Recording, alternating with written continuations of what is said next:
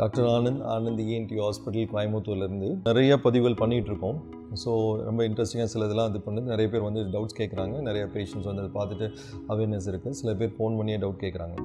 So இப்போ வந்து குழந்தைகள் நிறைய பேர் வந்து வாய் வழியாக மூச்சு வர்றது, பல் ஏற்றுது, ரொம்ப கிராங்கியாக இருப்பாங்க. ஸோ நைட்டு யூரின் போயிடுவாங்க பெட்லேயே. எவ்வளோ தூங்கினாலும் ஃப்ரெஷ்ஷாக இருக்க மாட்டாங்க.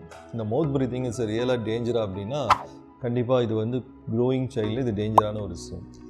மூக்கு வழியாக மூச்சு விட முடியாமல் வாய் வழியாக மூச்சு விடுறது, அடைச்ச மாதிரி திணறது, மூளைக்கு ஆக்சிஜன் வெளியே கொண்டு போகாது. அந்த மாதிரி கொண்டு போகலைன்னா மூளை எப்பயும் மந்தமாகவே இருக்கும். அவங்களால ப்ராப்பராக படிக்க முடியாது, படித்ததை நான் வச்சுக்க முடியாது, மறந்துடும்.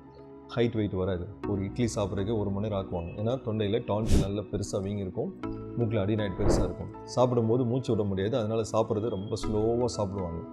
ஸோ ஹைட் வெயிட் வராது. இது எல்லாமே டேஞ்சர் சிக்னல் தான். என்னென்ன பேரண்ட்ஸ் பார்க்கணும்? அன்னெசரியாக கோவப்படுறான், ரொம்ப கிராங்கியாக இருக்கான், நைட் யூரின் பெட்டில் போயிடறான், பல்ல ரொம்ப கடிக்கிறான், வாய் திறந்து மூச்சு வரான், கொரட்டை அடுத்த ரூமுக்கு கேட்குது, இல்லை பக்கத்தில் இருக்கவங்க கேட்குது, நுர தள்ளுற மாதிரி பபுள் வருது. ஸோ காலையில் எழுந்தோடனே ஃப்ரெஷ்ஷாக இல்லை, ஸ்கூலுக்கு போக மாட்டேங்கிறான், டயர்டாகவே இருக்கிறான், படிக்கிறது மறந்து போகிறான். இதெல்லாம் டேஞ்சர் சிக்னல். இதெல்லாம் இருந்ததுன்னா கண்டிப்பாக வந்து அந்த குழந்தை எந்தளவுக்கு கஷ்டப்படுறான். சில பேர் தலையை நல்லா இப்படி சாய்ச்சி வச்சு தான் தூங்குவாங்க, நேராக அவங்களால தூங்க முடியாது, சைடில் திரும்பிக்குவாங்க, சத்தம் வந்து பெரிய ஆளுங்க மாதிரி கொரட்டை இருக்கும்.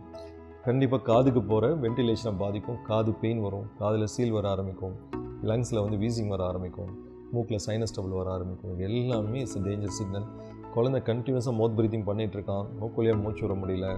ஐஸ்கிரீம் சாக்லேட்டை கண்டிப்பாக குறைங்க. ஃபேன் ஏசி கீழே இருக்கிறத அவாய்ட் பண்ணுங்கள். ஃப்ரீக்வெண்ட்டாக டாக்டரை பார்த்து ட்ரீட்மெண்ட் எடுத்துக்கோங்க.